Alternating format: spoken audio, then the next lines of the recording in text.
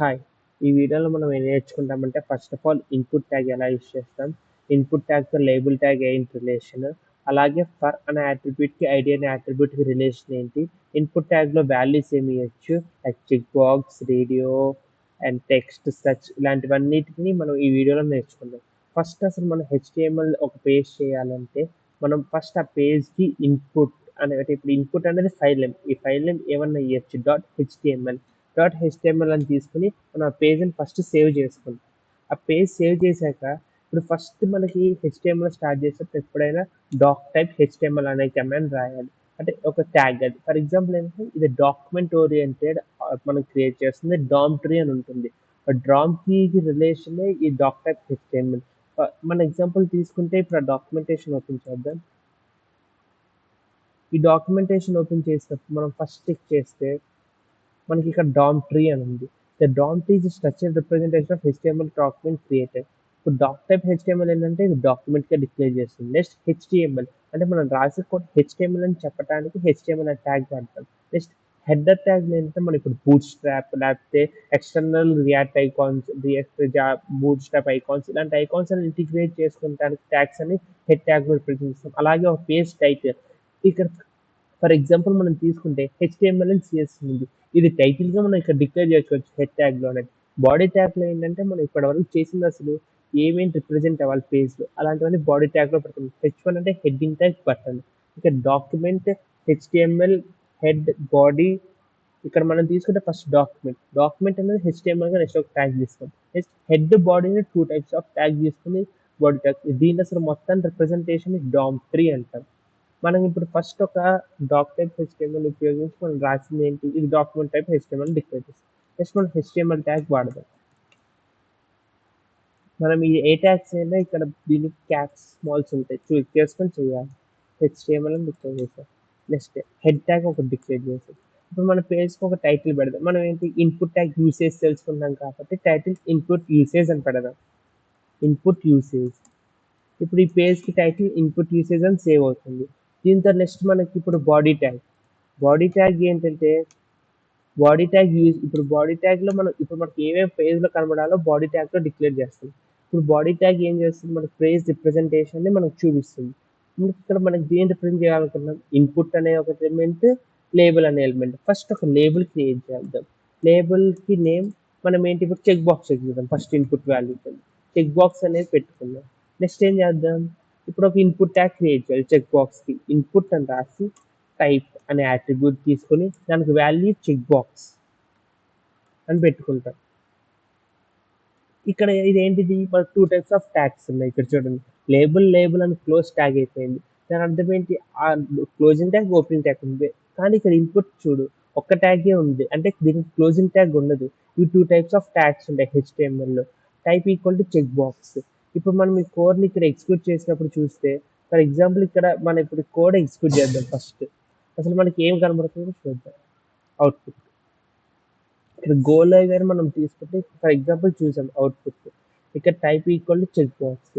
ఇప్పుడు ఇక్కడ చెక్ బాక్స్‌లో టిక్ కొడితే టాగిల్ అవుతుంది. మనకి తీసేస్తే అవుతుంది. కానీ ఇప్పుడు మనం టెక్స్ట్ మీద క్లిక్ చేస్తే అది ఇక్కడ టాగిల్ అవ్వట్లేదు. టాగిల్ అంటే మనకి ఇక్కడ జావా స్క్రిప్ట్ లేకపోతే హెచ్‌టీఎంఎల్ టెక్నాలజీ ఏంటంటే ఆన్ అండ్ ఆఫ్ లాగా. ఇప్పుడు ఈ చెక్ బాక్స్ మీద అలా అవ్వాలంటే ఏం చేయాలి? దీనికి ఫస్ట్ మనం ఇన్‌పుట్‌కి ఒక యూనిక్ ఐడెంటిఫై ఇయ్యాలి. మనకి హెచ్‌టీఎంఎల్‌లో యూనిక్ ఐడెంటిఫై ఇవ్వాలంటే ఐడీ ట్యాగ్ వాడతాం.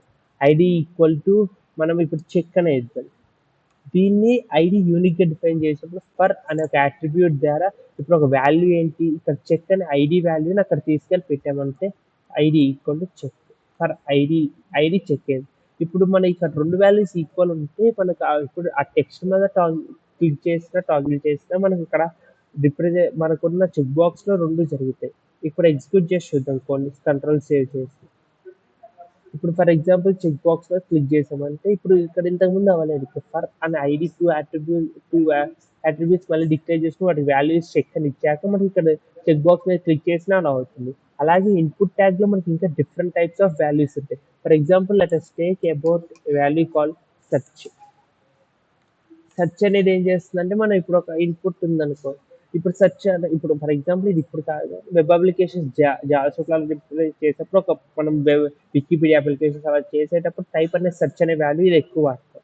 ఇక్కడ మనం తీసుకుంటే కోడ్‌లో ఇప్పుడు ఇప్పుడు ఇక్కడ చెక్ బాక్స్ అని ఉంది. ఈ చెక్ బాక్స్‌లో కాకుండా ఇప్పుడు మనం సెర్చ్ కాబట్టి ఇక్కడ లేబుల్ టెక్స్ట్ కూడా మోడిఫై చేసుకుందాం.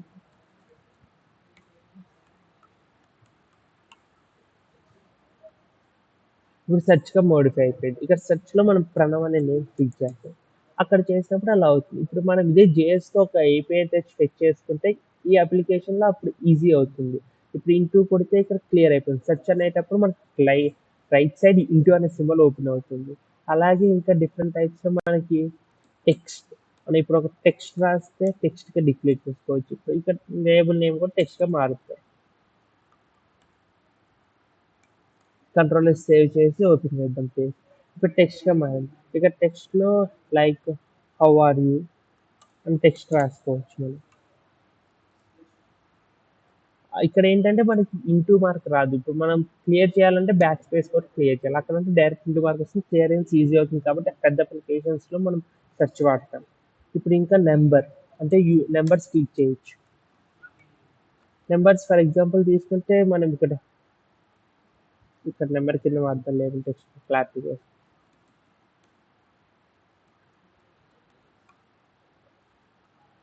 నెంబర్. ఇక్కడ నెంబర్ ఫర్ ఎగ్జాంపుల్ 55 ఎంటర్ చేసి ఇంక్రీజ్ చేయడానికి మనకు 2 బటన్స్ వస్తాయి. డిక్రీజ్ ఇది, ఇంక్రీజ్ ఇది. ఇలా ఇంక్రీజ్, డిక్రీజ్ చేసుకోవచ్చు. ప్లస్ ఇంకో ఇన్పుట్ వాల్యూ ఏంటి రేడియో. ఇన్పుట్‌కి టైప్ వాల్యూ ఇంకో రేడియో ఇచ్చుకోవచ్చు మనం. ఇప్పుడు రేడియో బటన్ క్రియేట్ అవుతుంది. రేడియో బటన్ క్రియేట్ అయితే ఇప్పుడు మనకు అక్కడ కంట్రోల్ ఎస్ కొడతాం. సేవ్ చేసి ఇక్కడ ఓపెన్ చేస్తే నెంబర్. ఇక్కడ నెంబర్‌కి ఇప్పుడు రేడియో బటన్ ఓకే అంటే క్లిక్ చేస్తాం లేదంటే లేదు. ఇప్పుడు రిఫ్రెష్ చేస్తే అది పోతుంది. ఎందుకంటే మన డేటా ఎక్కడ సేవ్ చేయట్లేదు కాబట్టి ఇక్కడ just for clicking on it will be default. ఇప్పుడు రేడియో బటన్ క్లిక్ చేస్తే మనకు క్లిక్ అవుతుంది. ఇప్పుడు మనకు అసలు ఈ వీడియోలో మొత్తం ఏం నేర్చుకున్నాం? ఫస్ట్ ఇన్పుట్ ట్యాగ్ అంటే ఏంటి? లేబుల్ ట్యాగ్ అంటే ఏంటి? డాక్టర్ హెచ్టీఎంఎల్ అంటే ఏంటి? హెడ్ అంటే ఏంటి? టైటిల్ అంటే ఏంటి? అలా నేర్చుకున్నాం. దాని తర్వాత ఇన్పుట్‌లో టైప్‌లో డిఫరెంట్ టైప్స్ ఆఫ్ వాల్యూస్ తీసుకొని మనం ఎగ్జిక్యూట్ చేసాం. టైప్‌లో రేడియో అనేది, చెక్ అనేది, నంబర్ అనేది ఇలా డిఫరెంట్ టైప్స్ ఆఫ్ వాల్యూస్ మనం ఎక్స్‌ప్లెయిన్ చేసి నేర్చుకున్నాం ఈ వీడియో.